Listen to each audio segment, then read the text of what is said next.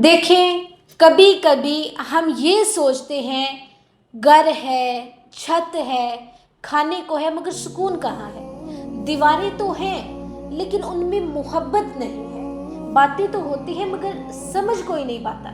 हर कोई गुस्से में है, थका हुआ है, उलझा हुआ है, और हम बस दिल ही दिल में कहते हैं कि या अल्लाह मेरे घर में सुकून क्यों नहीं है। अल्लाह ताला इस पे फरमाते हैं और उसने तुम्हारे दरमियान मोहब्बत और रहमत रखी है। घर का सुकून सिर्फ चीज़ों से नहीं आता, वो आता है दिलों की नरमी से, अल्फाज की मोहब्बत से और रिश्तों की कदर से। और याद रखें कि अगर रोज़ रोज़ आपके घरों में लड़ाइयाँ हो रही हैं तो शायद हमें ये सोचना चाहिए कि हमने अल्लाह ताला को इस घर में दावत दी है। क्या हमने कुरान की आवाज़ को इन दीवारों में जगह दी है?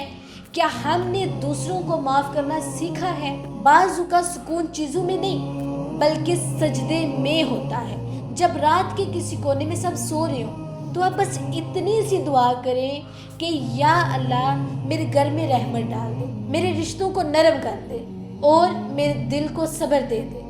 तो अगर आप ये सोच रहे हैं कि घर में सुकून क्यों नहीं है तो शुरुआत अपने दिल से करें, अल्लाह ताला से जुड़ जाएं। वो सुकून तुम्हारे दिलों में भी उतार देगा और तुम्हारे घरों में भी उतार देगा।